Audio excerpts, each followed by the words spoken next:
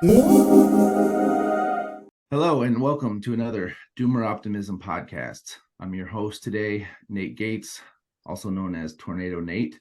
And I'm here with Jason Mauck, who is the CEO of Constant Canopy and Munsee Meats from Gaston, Indiana. Is that right? Gaston. Pretty close. Gaston. Got the mock right though. um, I heard Zack say it a minute ago because I had no idea, so that was useful. And I'm also here with Zack Smith, also known as Zebulus Prime or the stock cropper. And you're in Scarfield, Iowa. Is that right? Scarville, Iowa. Yep. Scarville. All right. And both these guys are heavily involved in Midwestern agriculture, which will be the general theme of the show today. And I guess to start with, if you wouldn't mind each giving me just a little bit of background, giving our listeners a little bit of background about your story, just so far as your, how you got involved with ag and how you got sort of involved in where you are now, which is really looking for kind of different or alternative solutions, building alternative systems, trying to do things not according to the status quo, and sort of how you got on that path from what I presume, and maybe wrongly, was sort of like a business as usual type of path. What caused you to sort of want to switch gears and move in a different direction? So if you wouldn't mind just sharing that with our listeners. Who do you want to go first? You. Olay. All right. So Zack Smith, fifth generation farmer. I live right on the Iowa-Minnesota border, straight north of Des Moines, essentially is where I'm at in the world. Wanted to be a farmer my whole life. When I came out of Iowa State University in 2003, the ag economy sucked. There wasn't room for me. So I took my education and went in and basically worked for the last 20 years in different capacities within ag retail. So as an employee, and then as an employer, I had my own seed and chemical and fertility consulting business. And I took over the family farm in 2014 from my dad when he retired. And I guess, long story short, I really was excited about the career path that I took, and I wanted to be everything that big ag was about: producing lots of bushels, farming lots of acres, or supporting people that did that with the businesses that I was involved in. But the older that I've gotten, and what drew me to you, Nate, was that thread that kind of really hit on the feeling I had a couple years ago, is like, what the hell am I doing? Like, what is the purpose of this? And I was seeing there's a lot of good things. We produce a lot of food in our country, and it's abundant, but there's a lot of what I refer to as negative externalities that come from that system. And I don't know, the older I got, the more it started to bug me, and along with some other friends, wanted to see if we could find a different path. And that really came to a head 3 years ago, almost this week, when we had a concept to try to create when you drive across the Midwest, all you mainly see are cornfields and soybean fields, and every once in a while a big, hog building or cattle feedlot or something like that. Everything is highly specialized, highly separated.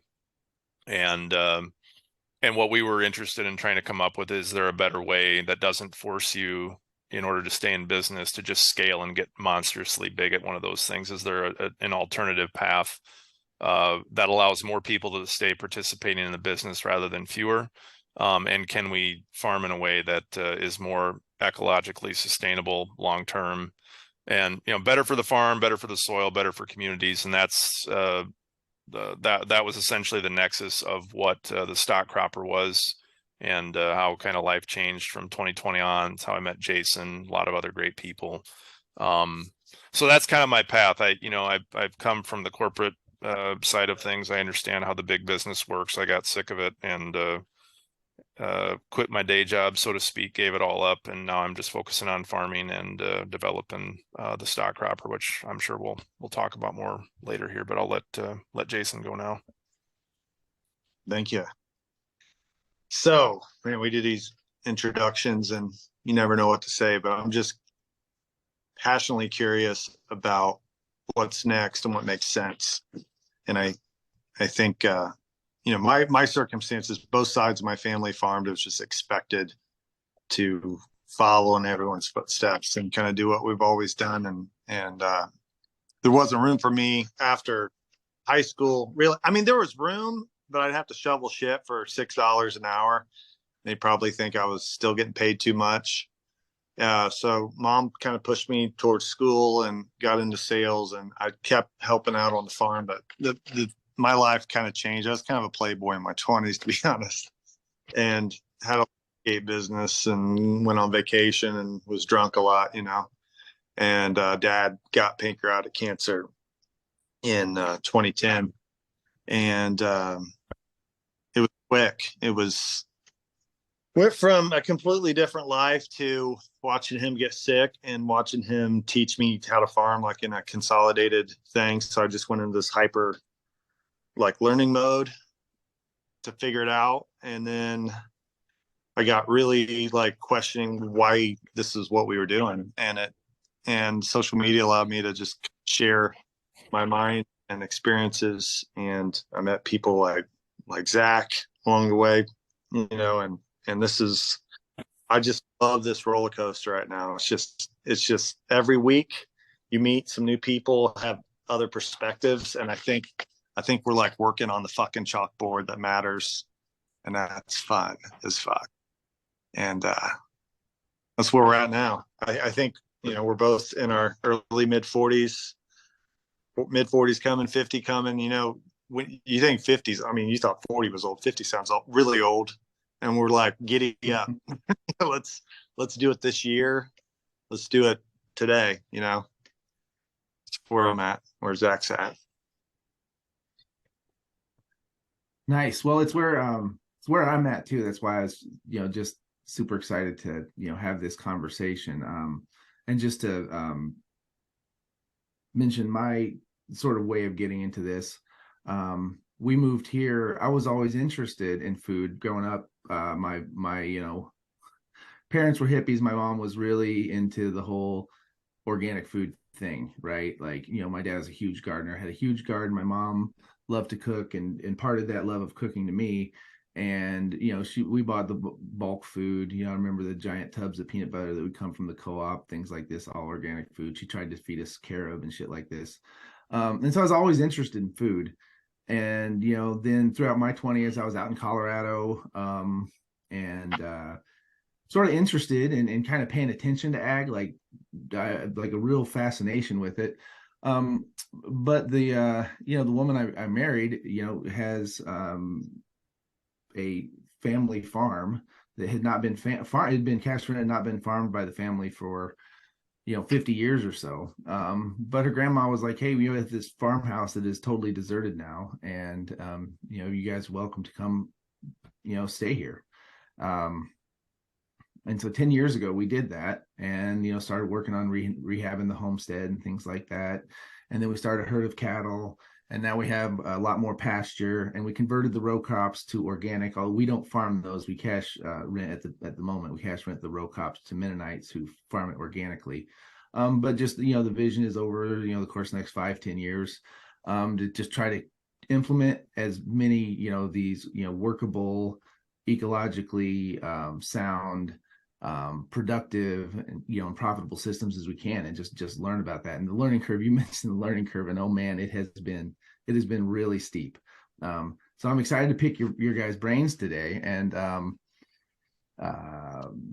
both in terms of just getting ideas for myself and just also helping our listeners understand sort of the state of things, and why it doesn't have to be this way, right? That's really what I want to, it doesn't have to be this way. It doesn't have to be the way it is, but it is very much that way. And let's talk about that for a second. What does, and either one of you can start with this, what is you alluded to this, Zach, a little bit. So maybe for you, what does Midwestern agriculture look like today?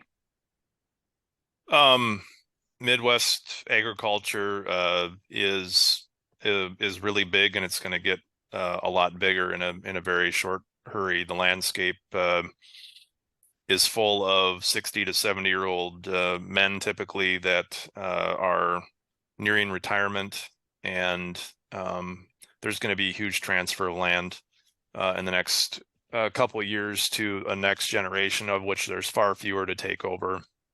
And so it's just going to be bigger and fewer participants in commodity production, and things in fewer hands, things getting consolidated and vertically integrated more.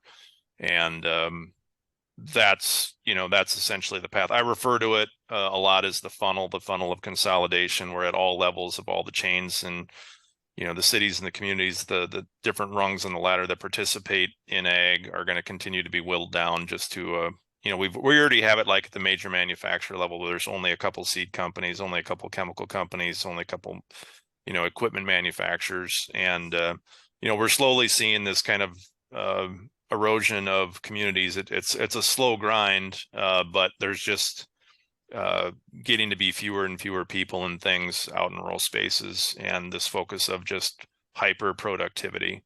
And So Zach, you're close to Scarville. I think that is the best analogy, with Lion King and but it, the priority is how many acres can one operator get across, and that is the metric. Is been the mindset for 20 years, because people know people are getting older. We don't have as much calories. And anyway, Scarville, it represents a lot. Yeah, because there's, go ahead.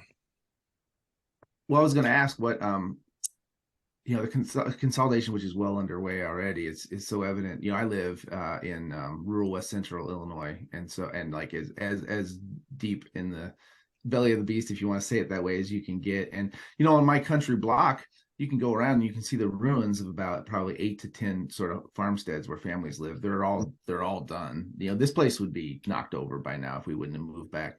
And in the place, there's basically 2 landowners. It's like it's used to support a schoolhouse, a country schoolhouse, with families that had kids that sent them to this 1-room schoolhouse. And now 1 or 2 farms. Maybe maybe within it. Yeah. Interject. I'm sorry, but think about the schoolhouse. Like, it was important to have good shoes, because you had to fucking walk to school maybe a mile or 2 in them. You had to have, manure and hay and legume and shit ahead of corn, or you wouldn't have a corn crop. You had to have a butcher close, or you weren't eating meat. You had to have everything everything within that schoolhouse, because you were horses away from life.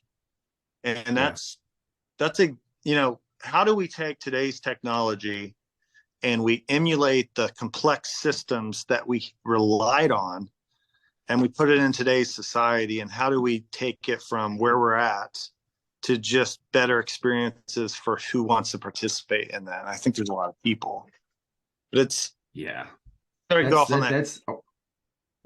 That's a great tangent, and I want to follow up on that. Oh, go ahead. Yeah. Sorry. No, there's just no need for any of this stuff. Mm-hmm. So, one last question about the scale of things. To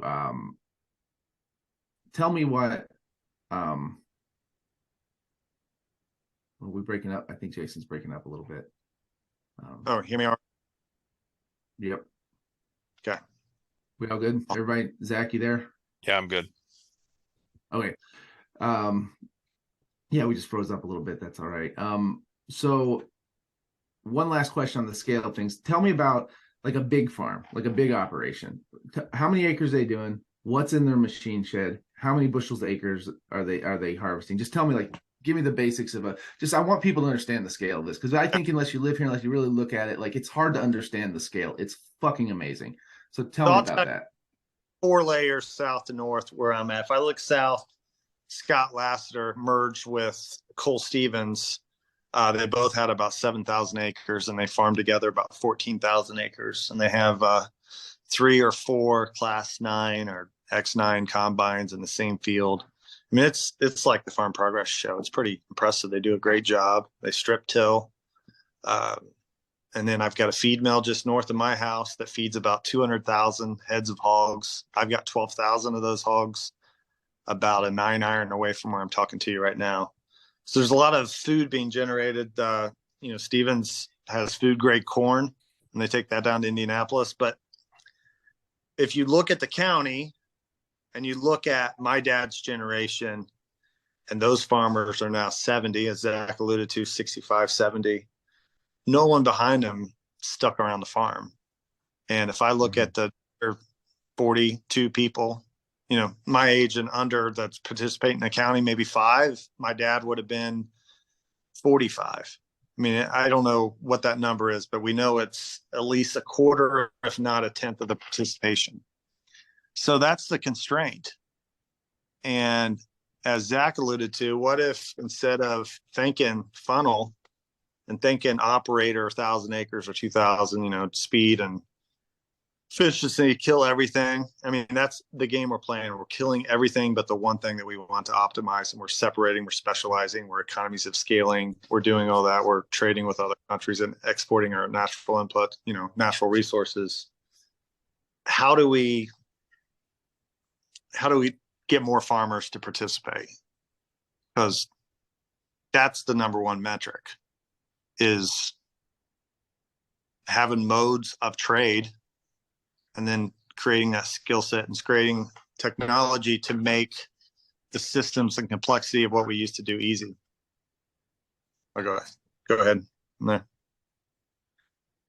Yeah, that's and it's funny because we're talking about how we need more people, because the system is pretty much, it's optimized. People say maybe optimized for profit, sure, but it's really optimized for low labor. From my point of view, it's optimized to keep, to minimize labor costs around here. It's you talk about these 3 or 4 Class 9 combines. How much does one of those cost? Least, the box is going to be $1 million for just the combine. So the heads are probably 150, 200 piece. You're probably looking at 1.25 to 1.4 million per unit out there. So you got 5 million dancing with $1 million or $2 million in trouble. Yeah, and that's just the harvesting equipment. Yeah. That's not tillage, that's not planting, that's not, other stuff. And when up to a field that's, let's say, a quarter, 160 acres, they might be in that field for an hour and a half, 2 hours. So think about going back generations. That was the whole damn farm, the whole year. And there were how much complexity on that 160? How many fences were on that 160? How many different entities was on that 160? How many people did that 160 have to serve compared to the hour and 47 minutes that a group of farmers spent and then moved on? Yeah. So Zack, for you, I'm curious. I think I want to give you a chance to talk about this, the stock cropper here, because I'm real curious to hear about that. And also, when we're doing that, we're talking about involving more people. And I want to know about your experience, just as a human, as a person, the difference between doing that, running a combine, in a half hour over a field and just like getting it done, versus the experience of doing something like what you're doing with the stock cropper, or when the attention and the sort of the innovation that's needed there. So I'm curious about your just experience as a farmer, with those two things, and tell me about the system that you're kind of developing. Yeah. So my experience as a farmer is like really evolved over time. Like when I was in high school or early career, like I just wanted to go out and sit in a tractor 20 hours a day and go across the field. I thought that was awesome and neat. But the older I get, the more I question what those tasks, the value of them, were being. And I kind of got bored with the whole thing.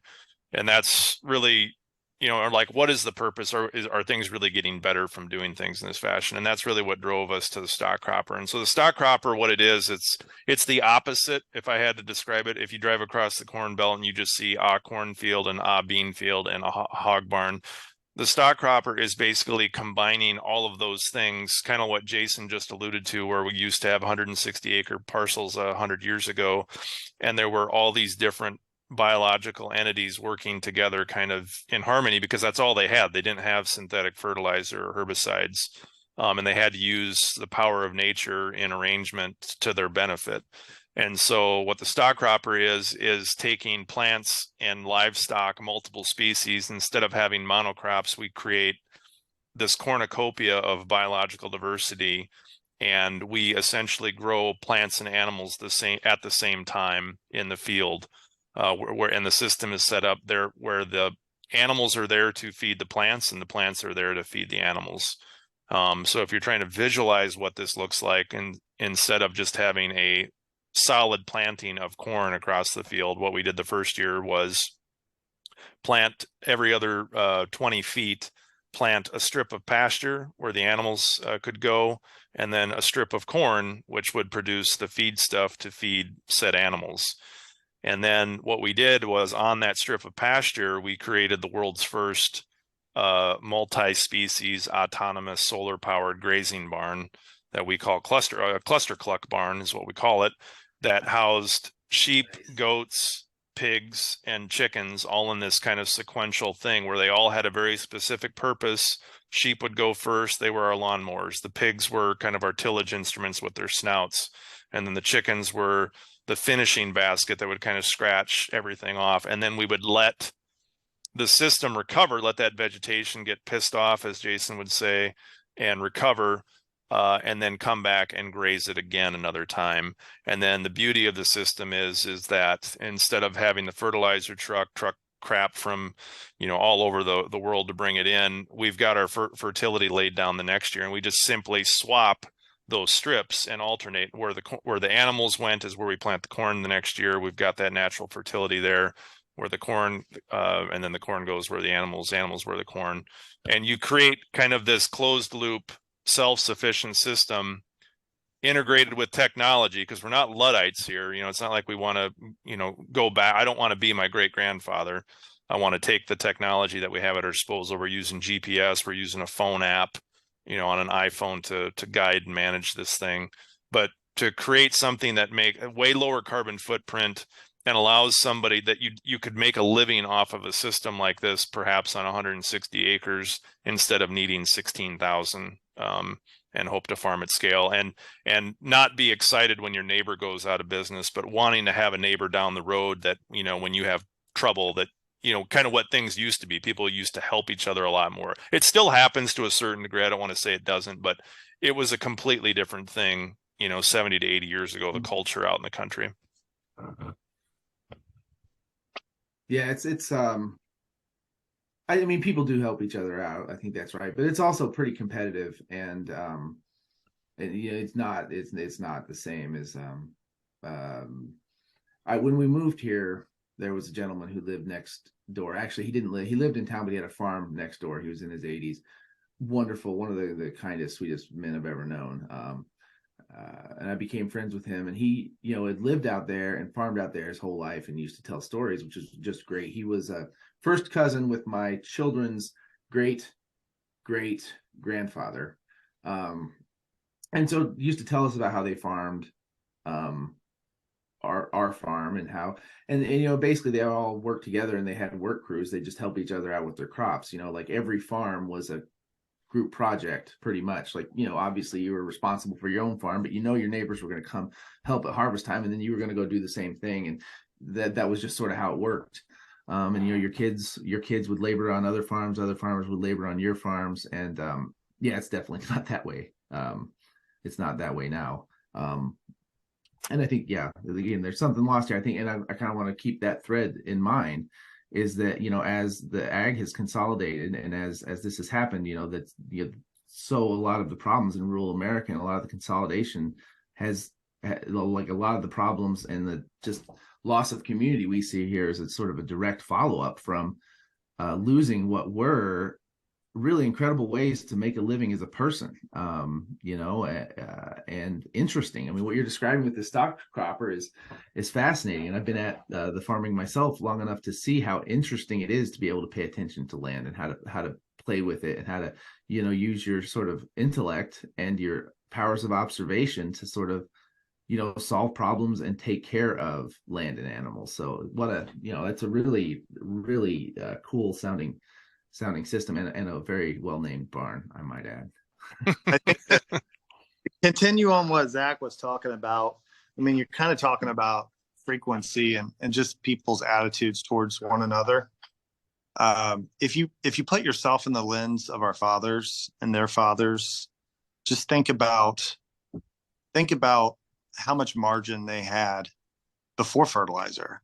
And, that the farm, when you rotated those animals, you didn't experience an input cost. You just kind of had what you had. It kind of goes back to that, shoe, you had to use your shoe analogy there. But our fathers and their fathers, I mean, they went from, let's say you're an equipment dealer in town. There was an international dealer at our 900 person town there. He went out in 83, but if you were an equipment dealer and you were really proud of what you did, just watching all this consolidation, just gobble everything up.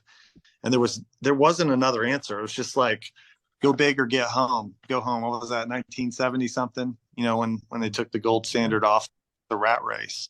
And we're all, we had this childhood and we're still experiencing farming with our older generation that have that survival, kind of victim mentality. And that's probably the biggest challenge in this whole thing, is to have the trust in one another, have the trust in leaning back towards biology, because we've just scoured out everything, just a sterile environment, and thrown so much fear and back. And it's such a culture change. And that's why we really have to focus on the culture and creating an example to invite people to see how different it could be. And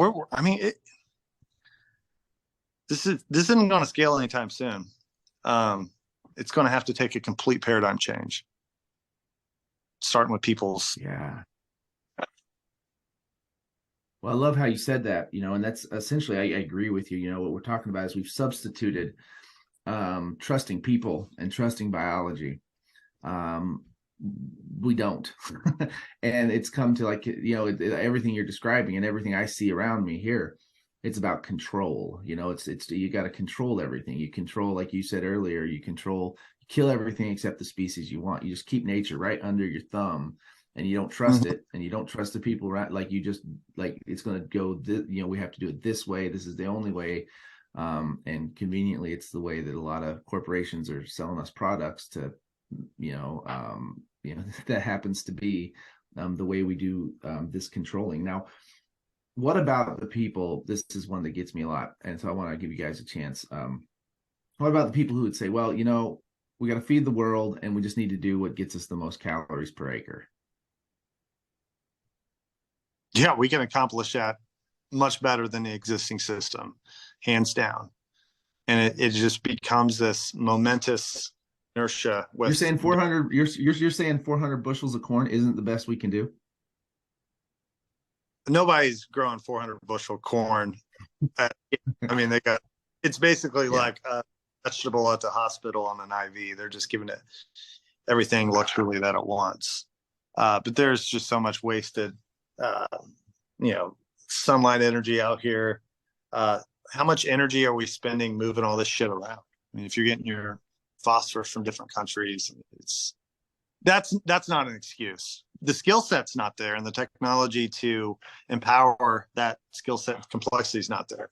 So if you say it's not possible, if you can't have the hypothetical in your mindset, then, and think of it like a concrete mind of the past, that is a true statement. But we can definitely create it.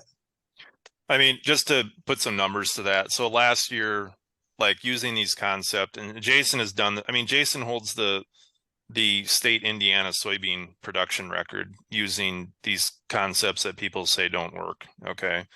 Last year, the corn that we grew in the stock cropper system went 303 bushels an acre, like, with minimal inputs other than the shit that came out of the back of the animals and a little bit of nitrogen that we put on top of that.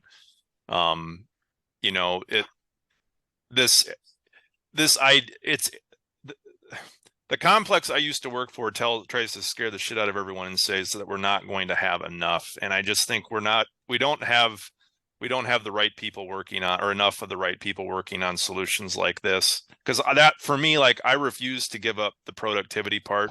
And I think we've already demonstrated. I mean, when you look at the value of what we can create, or what we've done the last couple of years with how many pounds of protein we're producing on an acre, the corn output yield that we've done, like, Not that that's what everything should be about necessarily, but to me, like that's what I've learned is that this is doable if we had enough people to shift and get in it. But like Jason said, it's going to take a while for that to happen if it does. So Yeah, we're That's the demonstrating. ingredient, isn't it? Oh, sorry. Go ahead. Go ahead. No, go ahead. Me and Zach both demonstrated that if you think time and space and light capture and integrate livestock into the equation, the thing that I didn't mention about the hogs next to my house, own them. They're owned by Tyson. We don't pay for the feed. If we would empower the farmers to be able to have their own animals, a way to have their own animals and utilize as a tool and a resource, then you could basically take this fractal model that works on an acre and just grow it with more farmers. And we've demonstrated that. We just need the farmers. We need the direct conduits of value back to the marketplace. Yeah. So we need that is, I mean, it keeps coming back to that, right? Because if you think about, growing massive amounts of corn and beans in a gigantically scaled system, is the best we can do, granted the constraints that there's nobody out here farming, right? But if you put more people into the system, if you put more people doing that who can manage things more intensively, what I hear you guys saying is that, yeah, no, we can, we can produce food per acre. We can produce incredible amounts of food per acre if you can actually take the time and the attention necessary and labor necessary to manage each acre, right? To manage the land, Yeah. to not just run it at a 5,000 acre scale. Am I hearing that right? Yeah, for sure. And this is a little tangent, but I would encourage your listeners, if they get a minute, check out John Kempf. He does the talk about 2050. And when he talks about how things will manifest when we go to more EVs on the road, we're going to have, social unrest and upheaval with the automation replacing more and more manufacturing jobs. And I think we're going to have to go to something like universal basic income, which is going to create this kind of grunge alternative rock in the garden space and this kind of stuff and trade. I think there's going to be so many things that are going to empower this if a good example's place. So it's like what we have right now. When I answered that question earlier and you think of it concretely, like it looks a long way away, but I think a few things will have orders of magnitude impact on the landscape that we'll be talking about, when we're 55. Nice. I've heard one of the founders of this Doomer Optimism sort of network of people described Doomer Optimism as a punk rock barn concert. So that sounds pretty congruent with what you're saying there, and I dig that. That's great.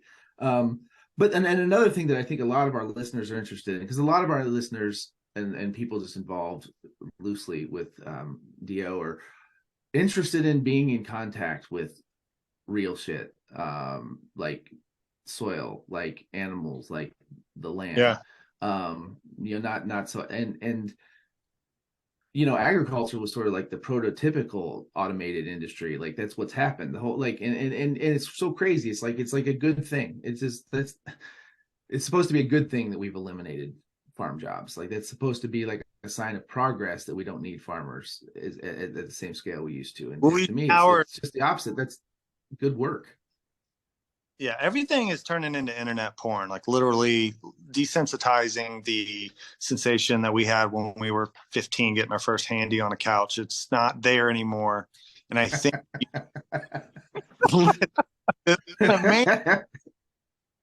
with Zach's field day, we got a friend Joe that we work with, and he'd never wrung a chicken's neck. He did that. He got its feathers off. Zack gave him a knife. They pulled out the guts, and then we drank 3 or 4 beers, and he's eating this chicken that he picked up like 32 minutes prior. And that is the visceral feeling that we've scoured out, that sensation of, it's not only pride, it's understanding, it's complexity, it makes you feel human. And I think that is what is going to come back and win fucking people over. Yeah, I think it is. My question now is like a practical one of, So like you both alluded to, and it's true, farmers are getting gray. Like it's a lot of these 10,000 acre operators are 80 years old. And some of them don't even have a farm heir that wants to do it. And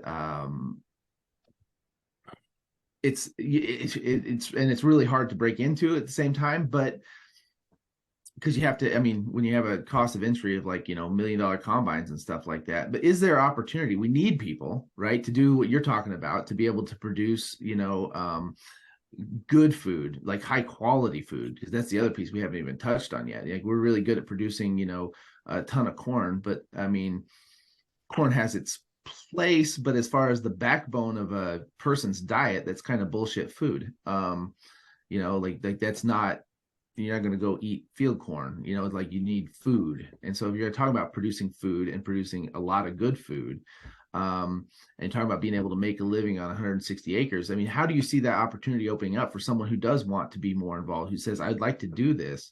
How do we get from here to there, in which those acres for 160, 200 acre farms and making a living doing that is a viable thing? Jason, Zack, you go. want to answer? No, you go ahead. I think you're better suited on this one with what you've done with what you've built. You build the town. You think you are a Michael Landon Little House on the Prairie town, and you have the technologies there to have a sawmill with the help of still, and you just create this closed loop system where, there's some really cool shit we're doing right now with Zack stock cropper this year.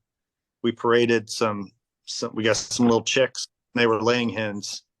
So they went in between the row fertilizing. We put them in the barn, and then Sarah got into making tallow candles and tallow lotion. So she was taking carcass fat from our meat operation, putting it in a crock pot, rendering it down, making a value added product like $12 candle lotion. And then the rendering, she's feeding back to the chickens, which increases their protein, along with cracked corn from our corn setup. And we're just shitting out eggs like crazy. Like each hen's 20 a month, big eggs.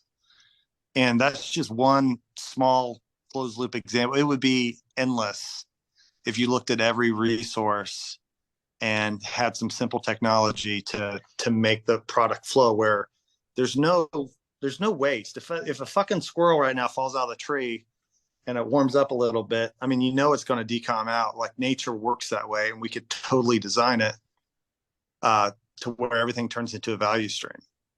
So that's where you go. And we've just broken all those ability for these systems to talk to one another. It's that connectivity, the frequency that we had alluded to earlier. You just rebuilt the old town on that 160. Yeah. So how does somebody who wants to do that start doing that? You learn. First off, you got to understand it. And then you start doing stuff at a small and cheap level. And you get the fever. And then the fever gives your give a shit, your want to, elevates that. And then once you empower your thoughts and you start sharing what you're learning to other people, then the laws of attraction just kind of puts the stuff in place. And I'm getting a little religious on you, but I'm not like a people person. Is like, if you just fucking put out to the world what you love, then stuff's gonna come to you. And that's how people get started. And then we got to figure out ways to intercept those people and convert more people to what it could be, a little taste, just a tip, So what I'm hearing you saying here is yeah, I'll let you go in a second here, Zach, but I want to summarize what you're saying is you get started by starting. Yeah. All right. It all makes sense. Like the shit that the reason I think this is so infectious is we're not trying to sell like fucking shower rings here, like on the road. This is life. This is like the future of life is food. Yeah. And it's how we treat each other. So I think that's what makes this thing so much more infectious. And once, you can just plug your life into it, it is life. And that's what we're trying to do, is we're trying to figure out how we manage life with life and rest on biology and the intelligence of life, and put things in venues for that life to make decisions and strive and thrive. And then people do this fucking thing if they're eating that food, and they feel better about each other. Yeah. Zach, sorry about cutting you off earlier. Go ahead. No, I just I think there's a ground, how do you build it? I think it's when the groundswell of people, especially coming out of the pandemic, that have been cooped up and are looking for real things. It's not just the pandemic, but like Jason said, it's the internet porn that we're addicted to, spending 32 hours a day on TikTok, looking at, crap that just stirs people up. Like, how many people do real things, like real stuff, like what we were talking about, like getting your hands in the soil, or like the thing we farmers in ag brag, oh, we feed the world. We don't feed shit. Most farmers couldn't feed themselves. If you how many farmers have a garden? How many farmers? My dad raised pigs for 30 years. He never cut up a pig until we did it the first time about a dozen years ago, and started this tradition where we do it every year. And like, when in doing things like that, it's the people in the city that don't ever get exposed to anything real other than concrete and a 3-foot yard that's, they hire somebody to mow the grass on. It's just like, I think I was talking to a guy in Oklahoma last week about stuff, and he said there's droves of people coming out of North Texas into the open space in southern Oklahoma, trying to get away from the urban sprawl and like get to like real tangible things. And so I think this stuff takes time, but you need to have the people show up in the spaces, and then, like Jason says, you slowly start to get them to build and form that sense of community back. And I think you're going to start to see these little centers start to occur, especially on the outside ridge of urban areas. So, yeah, that blew my mind when I moved here. A neighbor of ours, like wonderful guy, but he farms, I don't know how many acres he farms, but it's in the, over 5 range, like big, and, has a cattle herd. And I found out he bought his beef from the grocery store, and I was like, what the fuck? What? Yeah. It made I was just shocked to learn that. And I asked him about it, and he's like, well, I used to butcher one a year, but he's like, that's a real pain. Yeah. Oh. Yeah, so when you say that, like, farmers, they'll feed the world but can't feed themselves. I love that statement, but it's really like that. It's like this real abstract thing. Like, we grow all this corn, but which is just raw material for bullshit food. That's all it is. Yeah. It's raw material. I mean, primarily for meat, feed stuff for meat or going into ethanol. I mean, here in Iowa anyway. So, yeah. My wife got stuck on the interstate last night. She got 3rd row tickets. It was a shitty NBA game, but my kid loves the NBA. They get on the interstate and an accident happens before, and she's calling me. She's stuck on the interstate for 2 hours. Can't fucking get off the interstate. Can't turn around. Can't go to the game. And that is exactly what farmers are. He's not going to go to the state guy and have, paper wrapped. There's no technology there. But he may have contract livestock. He has, you're on the interstate, and there's really no way off because there's not a fucking exit. It just rained, and you'll get your car stuck the lane between. It's almost, but you can't bitch about what people do because it's just what we built. Exactly. So, it's like, to bring it back to that thread that kind of how we all got hooked up, that thread I wrote a little bit, because it isn't unique to farming. It's right. I mentioned at the beginning of that all these systems are broken, and I'm pretty familiar at this point with agriculture and healthcare or education, whatever field you're in. You can sit in it and you can look around and be like, man, this is some fucked up shit. More or less, like it's broken. but there's not really an off ramp. It's like, well, I can quit my job, and then how am I going to get health insurance and make a living? So you kind of end up just sort of stuck in this thing that isn't working. But also, though, I mean, I do think that there's a little bit of a cop out there, because there often is a way out. It's just hard. It's just hard. It's not it's not the. Go ahead. And people aren't willing to give anything up. I mean, I've just looked at the resistance. As Zack alluded to, I've had really good soybean yields, even had tremendous fucking yields, and people can't get over the fact that my wheat sucked.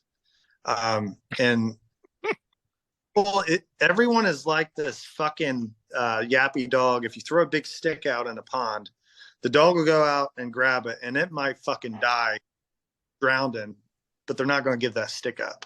And just the idea of starting small and not having the scalable blowhard fucking response of how big an idea or something is keeps everybody from ever getting off that interstate. It's like getting caught riding a fucking scooter. Mm-hmm. Yeah, you got to be willing to. I think part of it, like you guys talked about, like kind of you get captured by the sort of the love or the curiosity or the interest of it. That's part of it, I think, is sort of being captured by something real and something living and supporting and building life. So there's like this love, or actually it's the perfect word, but also you gotta have this willingness to take a risk and kind of not give a shit what other people think. Like you got to be able to sort of like, I'm gonna do this my way, and if you don't like it, I don't care. Yeah, so I think like we're kind of like talking about what's wrong. We should really get into exciting, cool shit. Let's do that more. Good. Alluded to like growing more food, but we get together and we talk about different ideas of how we're going to describe to the marketplace. We had this thought before with the carbon hyperloop or stock crop. He's got the Cluster Cluck 5000. We got all these different names. So basically, I think we're just a few variables away from a perpetual living system. Zack, think about a positive feedback loop where a small amount of energy can amplify so many different entities with that small amount of energy. So just because Zack hasn't described, exactly where he's at and we're at with this concept, he's taking an inverted roof that collects rainfall. So if it rains, the animals are taken care of. A few solar panels or one solar panel. This most small amount of energy moves a light fence forward with multiple livestock species. So that small amount of energy, if I would plug that into the existing system and try to plow a field, I would go fucking 2 inches. Like there's no brute movement here. But what we're doing is we're moving this exterior fence with the water, and he's engaging multiple ruminants, whether it be 5 ewe lambs that are pregnant or cattle, some kind of ruminant, some other animal. All these things are moving, impacting, and depositing manure. We're calculus that's not seen because we look at the livestock as in similar to a mower or a fertilizer spreader. You can plug that in. We're figuring out how to use nature and amplify the smallest amount of energy, and it's fucking cool. So does that sound cool? Does that move automatically then? Does it does it, or do you go and manually move the barn, or does it move automatically? Yeah. So last year we launched the Cluster Cluck Nano 2 with Joe Bassett at Dawn Equipment, and that had full autonomous movement. So GPS auto steer, just like the big tractor a big tractor would have in a cornfield. The 4 different wheel motors that would make an adjustment, and if you can see if you're watching the video, steer through an alley of like what you can see in my background here without running the corn over, with multiple types of livestock laying down multiple types of microbiome in their shit into the field. And it's possible. The technology's there. We just and it's a glorious thing to watch work. It's quiet, it's silent, it doesn't make any noise, and we're not having to input any energy, and it's solar powered. We've got batteries on board that store the energy. We can control it with our iPhone. We've got a Cluster Cluck app on the iPhone that you can say, I want to move at 7 a.m., 9 a.m., 2 p.m. So the animals are constantly moving into fresh ground. Yeah, there was amazing. Is there a good video like link? I want to put a video link in the show notes when we do this so that people can go and like look at the Cluster Cluck. Yeah, just if you go to YouTube, you can put the link up. If you just search stock cropper on YouTube, the channel will pop up, and we've got a whole bunch of videos over the last 3 years that show you this. So we started off originally with electric winch that was pulling the barn through the field. But after we formed a collaboration with Dawn Equipment, they had the engineering capacity to pull off the magic that I just described. And so we're in the process of perfecting that. So hopefully in the next year or so, we can really start to scale that up and make it not just for cornfields, but like what we talked about before, like for people that maybe just have an acreage and want to have their own meat autonomy, enough where you can raise just enough for your family, not have to build a $70,000 Morton shed, to do it. You have this simple device that's, mobile and transportable, and doesn't have to be a fixture on a property, but is in constant movement. You don't have to mow your lawn. It's a vegetative maintenance tool. And then you get something out of that in the form of protein, for your family and friends, and all right there in your yard or your acreage. So I wonder if that's so cool, but I wonder about like I have Dexter cattle. I wonder if you could put Dexter cattle in the front of that. Yeah, you 100% could. Like a smaller cow. So the second year we built a big barn that was 30 foot wide, and we ran cattle in the front of that, some 500-600 pound steers that we ran, and it worked. You just have to have bigger fencing, and it has to be heavier built, to handle the cattle. Yeah, nice.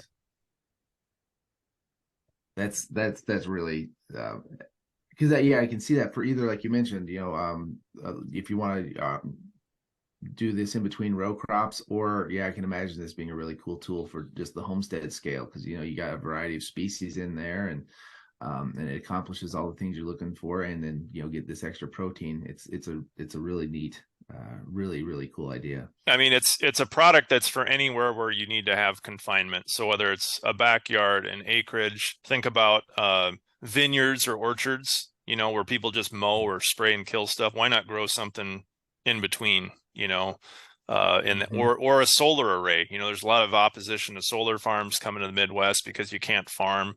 What if you could run these barns with multiple livestock entities through a solar farm, get the easement payment, and then you can have a high value livestock, output on top of that. So this is something I used to talk about with my 15-year-old, who's really, I'm excited to see what he does, because he loves all this stuff. He's super interested in agroecology, and he's a farm kid, and I look at him, and you see, man, this kid has way more potential than I have at my 45 years of age right now. This kid's world's his oyster, but when he was younger, I talk about it sounds like what you did was like you just really developed this, because I used to joke about, like, man, look at all these ditches and look at all that grass. I'm like, we should make something. We should build a barn and call it the ditch grazer. This was sort of like the idea. They'll call it the ditch grazer, and you just move along these ditches, and it's all this food is just everywhere. It sounds like that's exactly what this is. Only run it everywhere and power it with solar. It's fun because I've had a lot of people in the last couple of months that have said, like, I had the same idea, I just didn't know how to do it. And I don't know. Jason's taught me a lot of things over the years, but the value of what he says in sharing stuff and seeing what comes back. If we hadn't done that initially, I wouldn't have met him the way that we have, and I wouldn't have ended up meeting Joe Bassett, who had the business that could help us integrate this idea and concept. And for me, it's not about building this empire with trying to get this going. I really don't care. I just want to see things change for the better. And if this system or something like this system can do that, then I'll be happy. It's a different definition of what used to drive me versus what drives me today. Yeah. Yeah. So I'm imagining Oh, go ahead, Jason. So just to think about a previous discussion about scale, just doing the math here. You talk about that 16,000 acre farm rolling in Yeah. one city. You know, if you would go 1/10,000th of the size of that farm, it would be very easily to produce $20,000 for the revenue. 16,000. That's, you're talking about converting ground that we're happy to produce $1,000 for the revenue, and we're 100x in the value created if we would just think holistically and put it where people are, and they would participate in the system and create closed loop systems. So it's absurd to even entertain the idea that more intensive management, where we thought biology couldn't feed the world or feed, you know, community or feed ourselves. It's insane how inefficient we are. To just go back on that. Anyway, continue on. Well, and to follow up on We that just point, need, but just real quick to follow up on that point, like the current system operates with this idea that we have an infinite supply of all these synthetic things to keep pounding on, and the fact that how we're farming thank you, doesn't have some sort of decreasing thing. Like you can literally see it in Iowa. You can see our ground is shrinking from the fence line where the prairie was originally. Like we have a degrading resource. And the bet that Big Ag sells us is that we're going to come out with the next trait, or we're going to come out with the next solution in a jug to help overcome the evolution of nature. And, you know, everybody, like when we used to go to like the Big Ag conferences, you know, 10, 15 years ago, was all about these sexy infomercials. They'd show you, you know, feeding the world in 2050. How are we going to do it? And there's, you know, club music in the background and you know, and these graphics flashing and shit. And like I looked at that, I was like, yeah, how are we going to do it? We just need to spray some fungicide on stuff. But when, you know, the older I got, I started thinking like, well, what about not 2050? What about 2051? You know, well, we have blown our wad in an attempt to just get to 2050, and then what do we have left at that point? And that's the thing that what Jason's talking about, what I'm talking about is like, we want to create a system where we're growing a lot and we're not screwing everything else up. We're going to try to actually, you know, stabilize and, dare I say, make things actually better, you know, for the long-term sustainability of a food supply. So dare I say this, Nate, but you know, if you lose your father and your uncle, the two kind of dads, to cancer, you kind of start thinking, you know, we're all trying to fuck a buck. And I think climate change is you know, I think it's real, but I think there's just so many schemes. The problem is not, you know, the Earth's going to be fine. You know, it doesn't give a shit if we're here fucking kind of hot, but we're shitting the bed. We're shitting in our own sheets. We're fucking putting stuff in the field that I don't feel good about my kids, you know, getting a drink out of the well. And I think, I think that is so taboo to have that conversation because it's scary.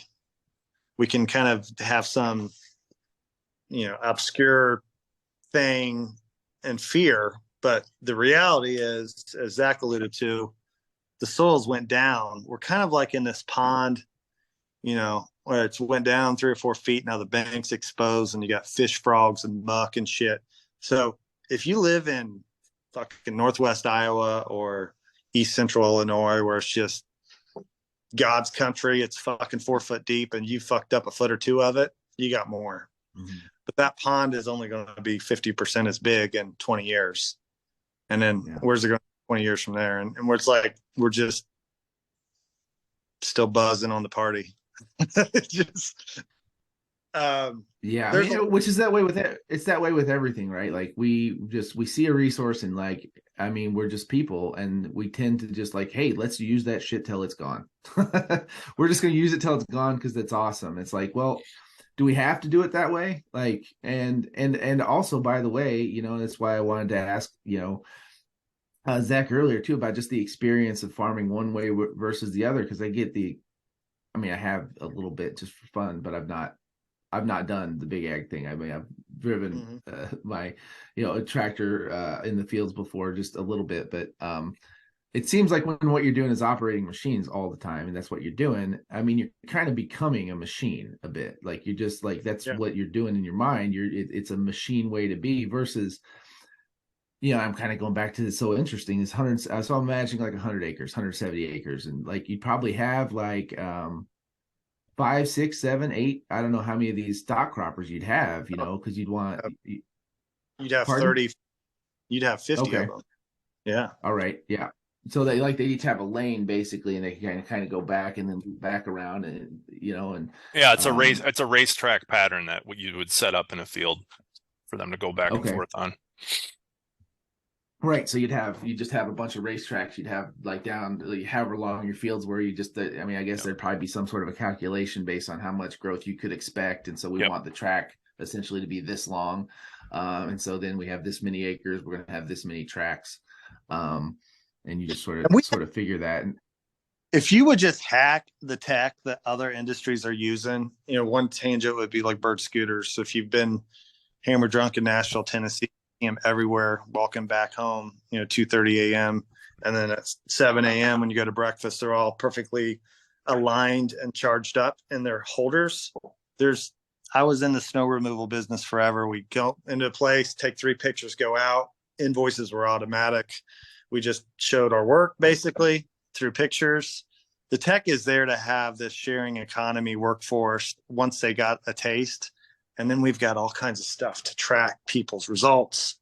And it's not as daunting of a task as you imagine, especially if you could get enough people excited within a 5 or 10 mile circle to participate. Now, you're not going to get to 40 in a field right away, but I don't think it'd be tough to demonstrate that model on a green space, the center of a city.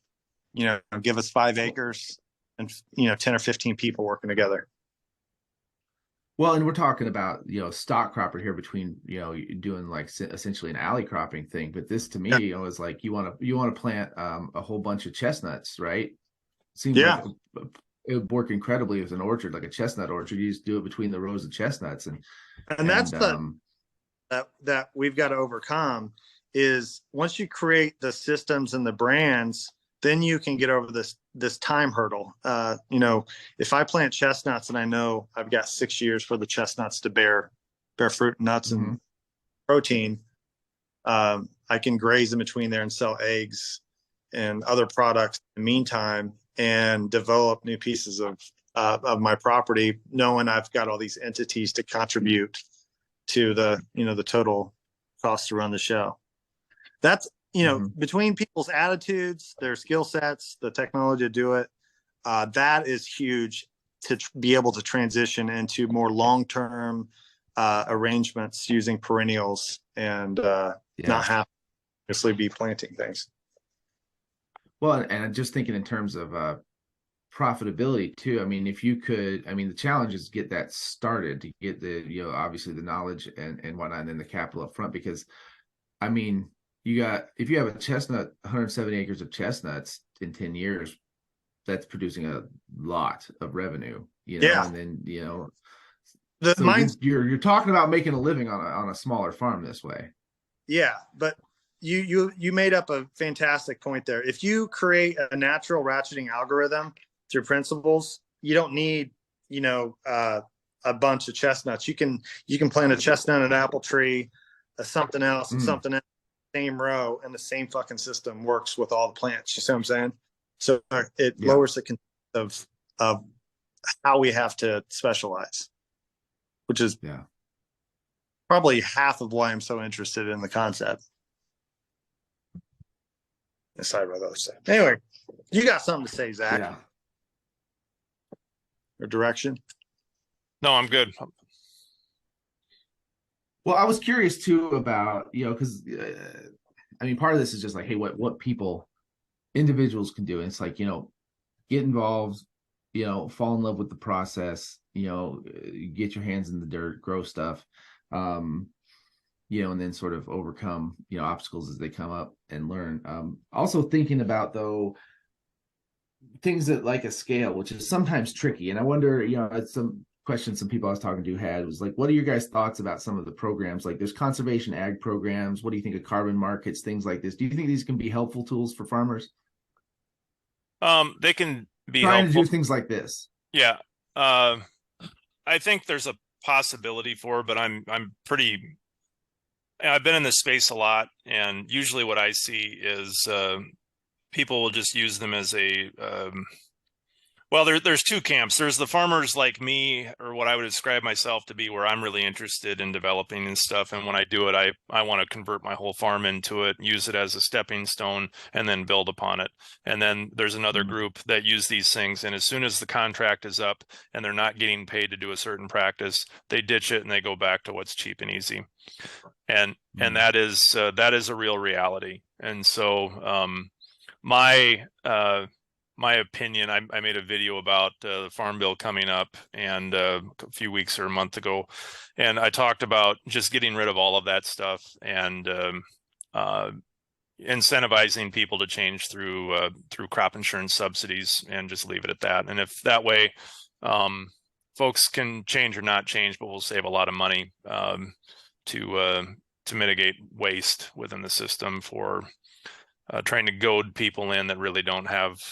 I mean, and the reason people are like that is because the system, there's no reward, for doing stuff like this. Really, there's not a way for me to, if I raise my corn sustainably or to do a stock cropper system, there's not really a good way to reward that in the current market where I can't take my corn to the ethanol plant and they really don't care how it got there. As long as it's number 2 yellow, that's all I get paid on. And so there has to be some other ways from a policy standpoint that are better than what we have right now to reward changes in things to systems like this, I guess. Yeah, I would say that I had analogy about shit in the bed can definitely be improved upon with systems like that.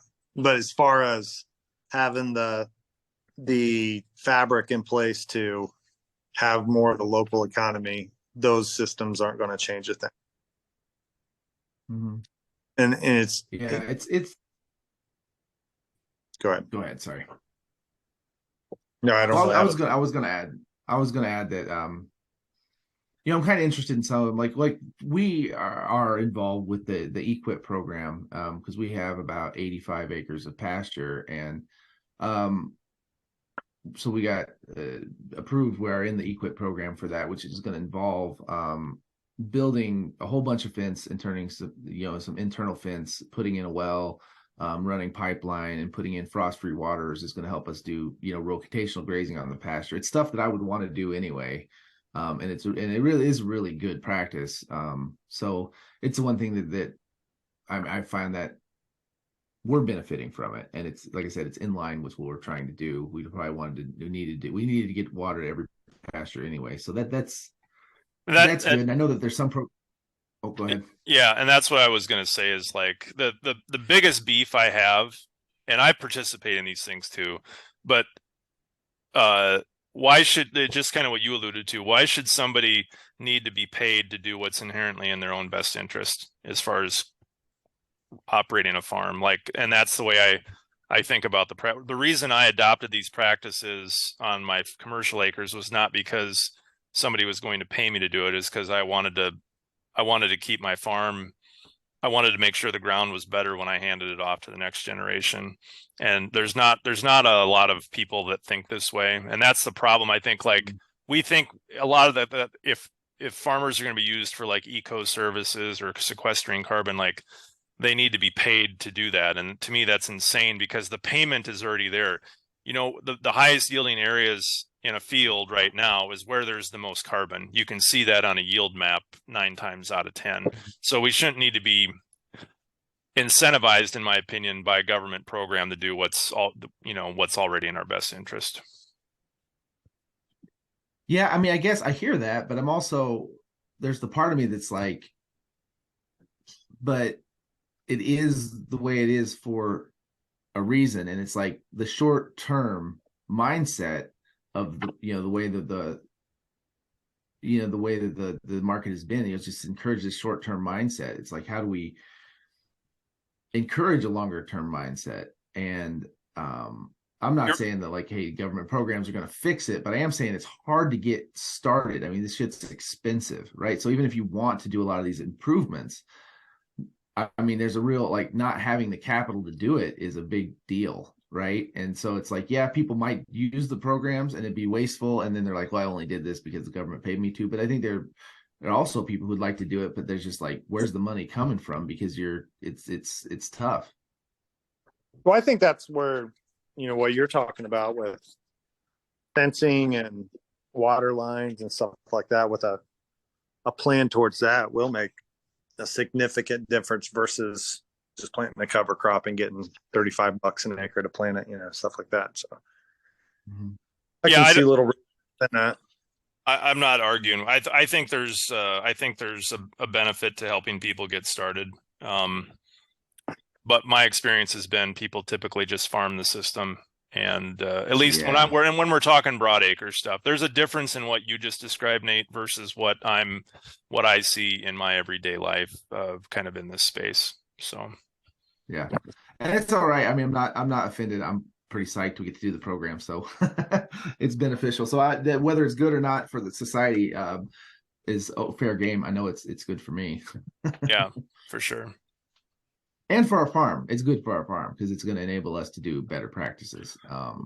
And that's, I mean, honestly, and people could look up my name on the EWG website and see exactly what I've gotten paid. And the reason I don't worry about it that much is the fact that I feel like I'm trying to do something.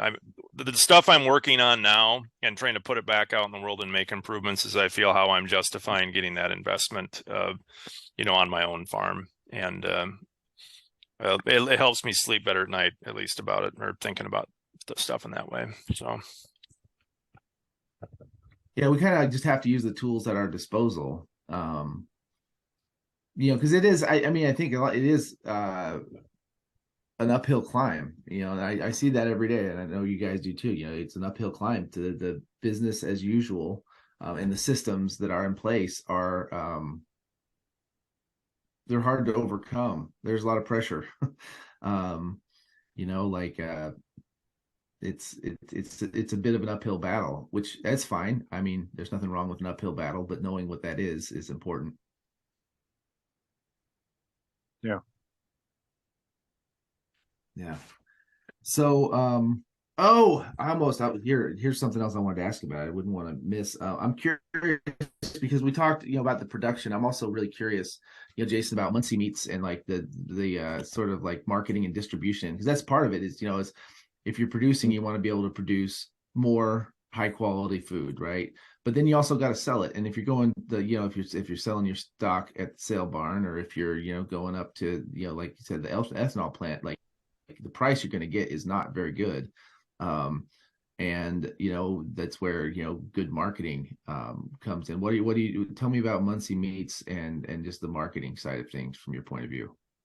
Yeah. So I guess the quick and dirty story about Munsee Meats, we bought it in 2020 as a USDA facility, and it's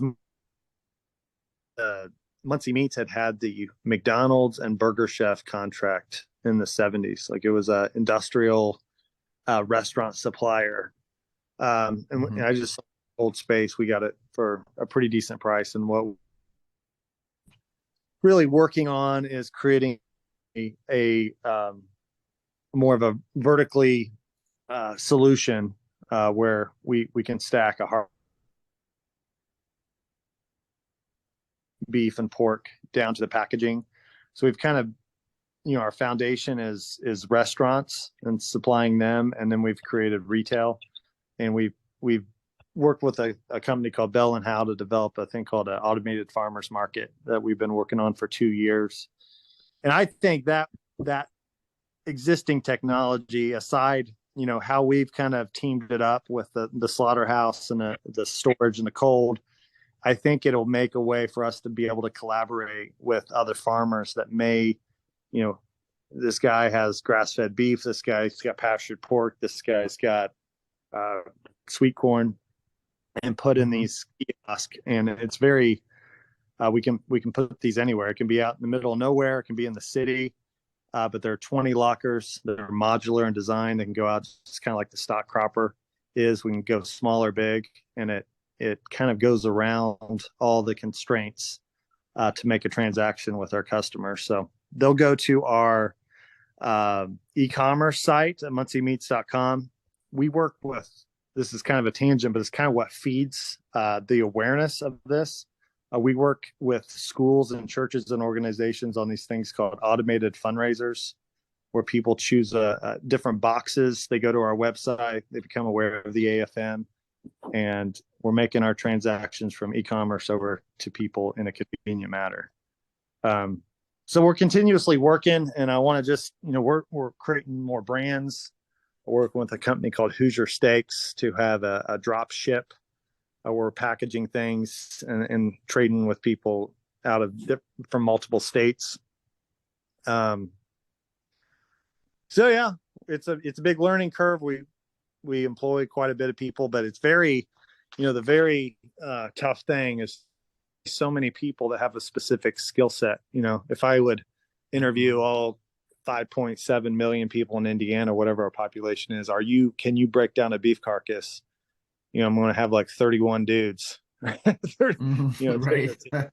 So it's very finite because we've scoured out these skill sets that were abundant not too long ago. So that's the tough thing with doing what I do. But we've engaged all these people, and we've made it happen. It's just a matter of what's next and what we're going to do with what we built so far.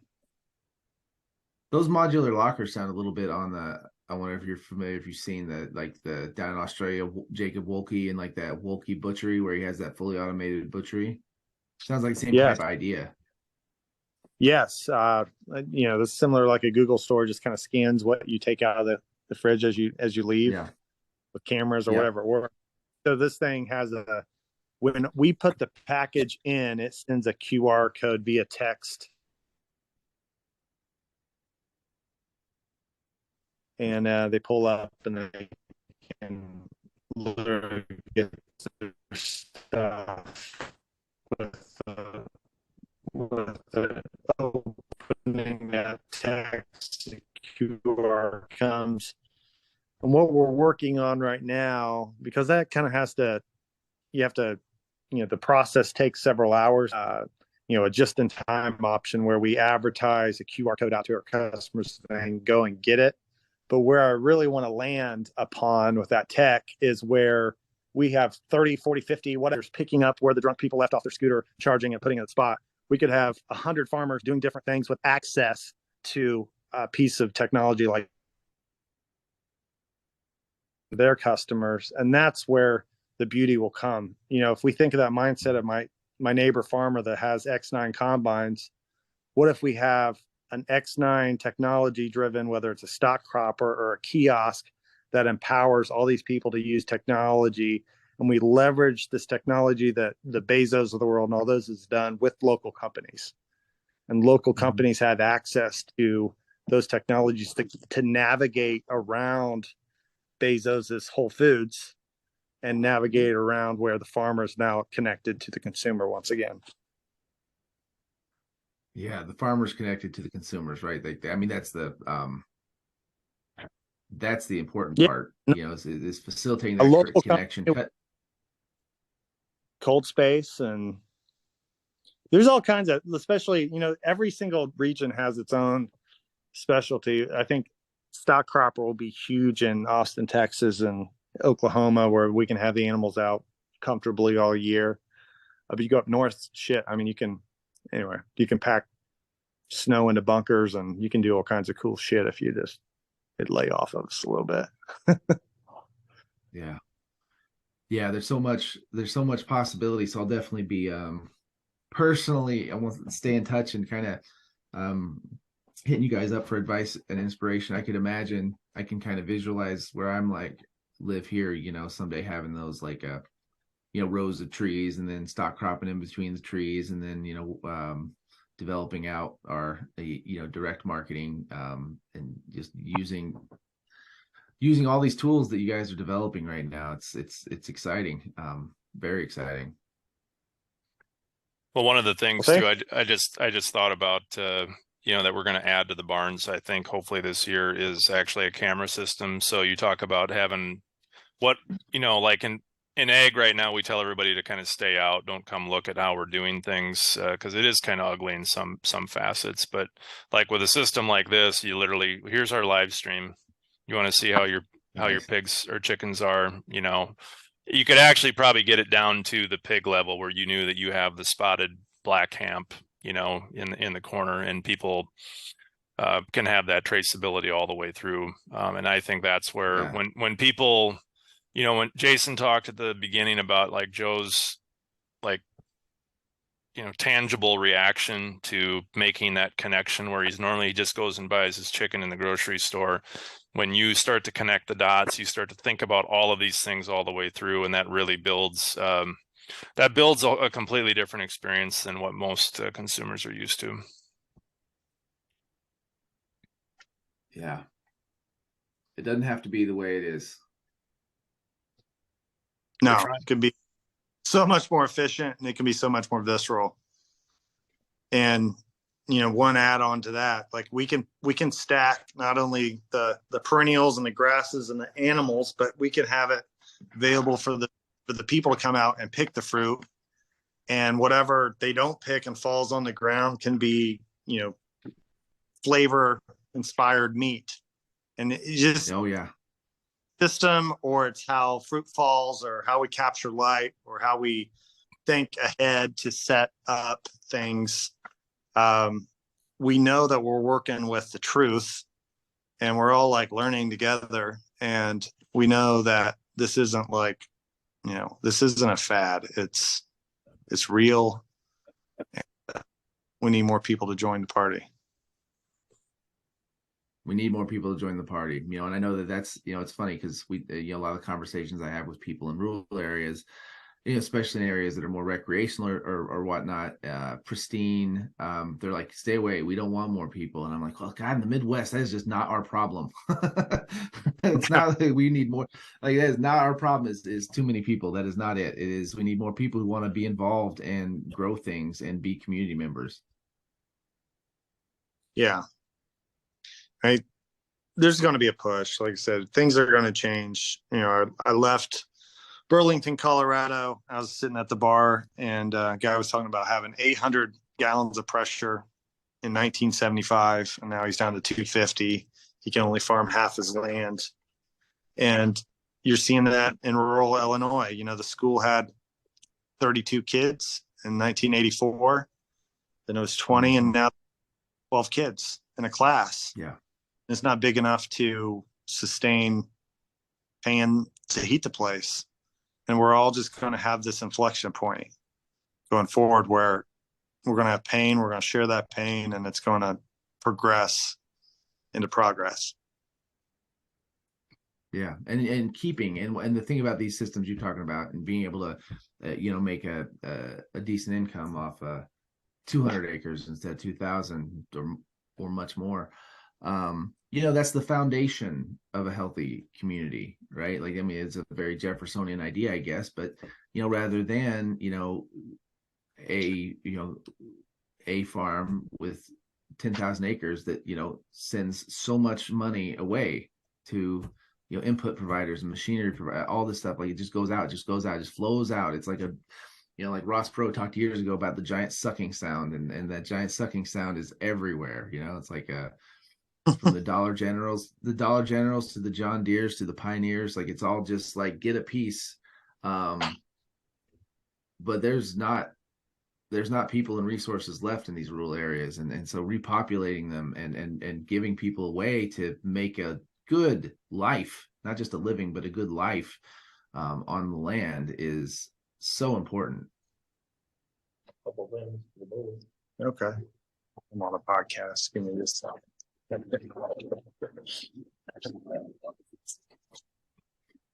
See ya. Yeah, sorry about that, Nate. That's all right. Yeah. It's just another thought going back to that scaled down equation. If you're farming all these acres to basically get whole again with some kind of subsidized program. I mean, you're really getting it down to break even. And let's say you get subsidized $50 an acre or something like that. Think about if we take a county that has 50,000 acres in it, and you've changed that margin from 30 to 40% or whatever it had been before with all the local economy, and you've milked that down to $5 an acre. That's what's happened. And I drive through your neck of the woods, and you guys haven't spent any money on your infrastructure, man. The bridges are like you're falling down, like your roads are shit. And it sucked it out. And I don't know. This area of West Central Illinois is sometimes, it was, used to be called, I mean, it's still kind of, people say it sometimes, but the term Forgotonia was dubbed because Dick Durbin actually called it that initially, because it's just an area that, has been really hollowed out. Yeah.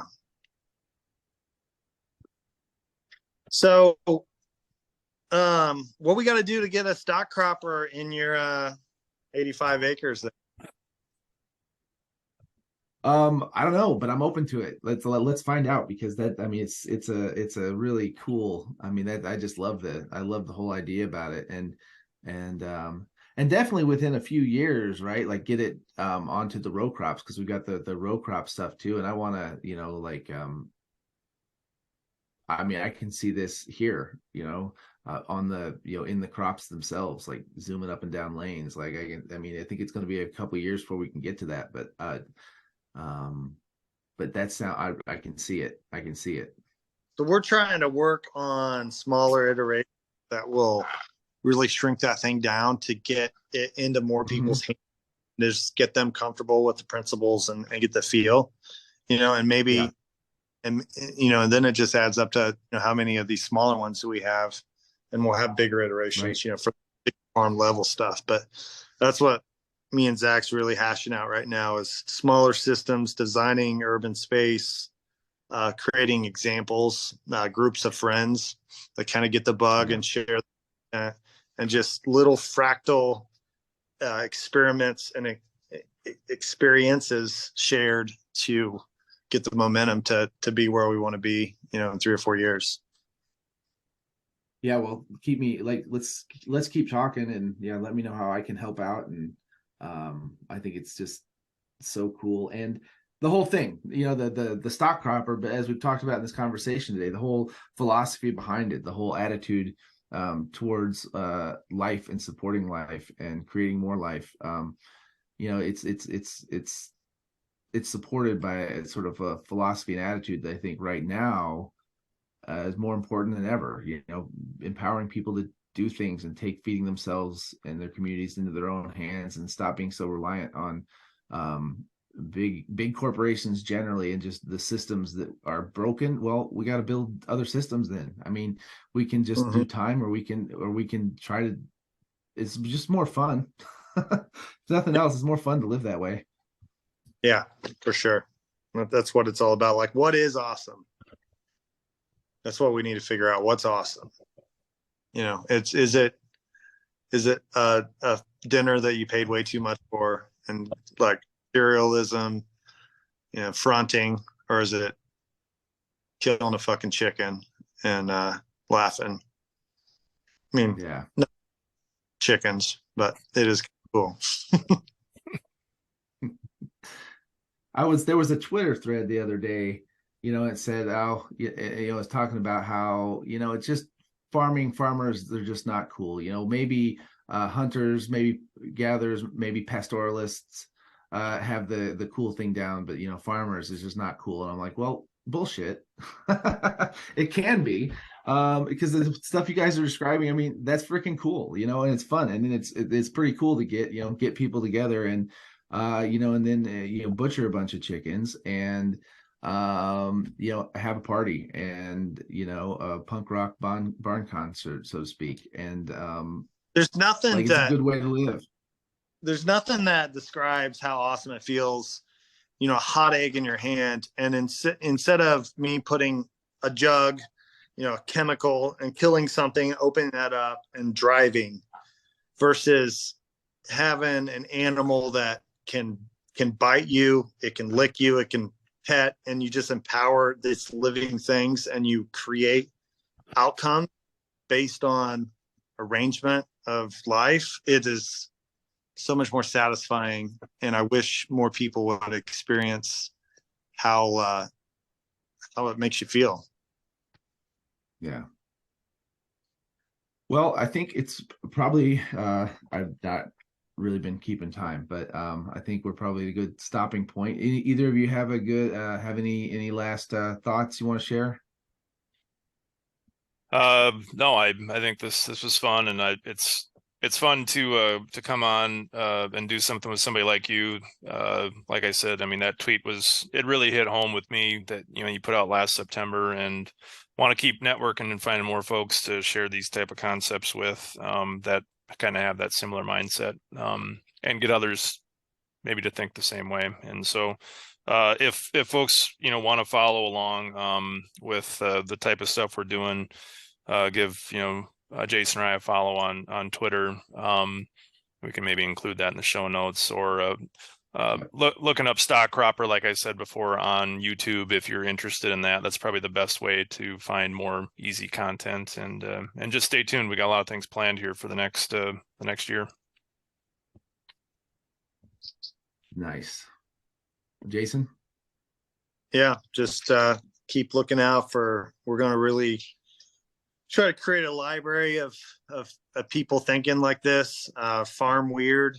Check out that hashtag on Twitter. You'll see kind of the movement. Nice. People and Zack. We're going to start working potentially on a podcast and YouTube content. Like I said, we're just a few things missing from some really cool shit. So we'll keep working on it. Well, I'll be watching and and participating in any way I can, because it's really, really neat and inspiring, and it's the kind of rejuvenation the Midwest needs in particular. Midwest needs some rejuvenations, and it needs some new life. Before we moved, it was like 15 years ago, 20 years ago. My wife and I, we lived in Colorado for a while. We come back here and visit, and we just be like, damn, it just seems depressed. Everything around here just seems depressed. And I think that was pretty accurate, and I still do. It just needs some life and some energy and some, and just some, to feel that we're producing, a sterile environment. It just leaves you. You can pop open 6 beers on a Sunday and walk out in your yard and silent. We want to make all kinds of noise. it's cool, man. It's cool. Let's get together when it warms up a little bit. We'll see what you're working with. Yeah, that sounds great. All right. Well, thanks everybody for tuning in. And I hope you enjoyed it, and see you next time.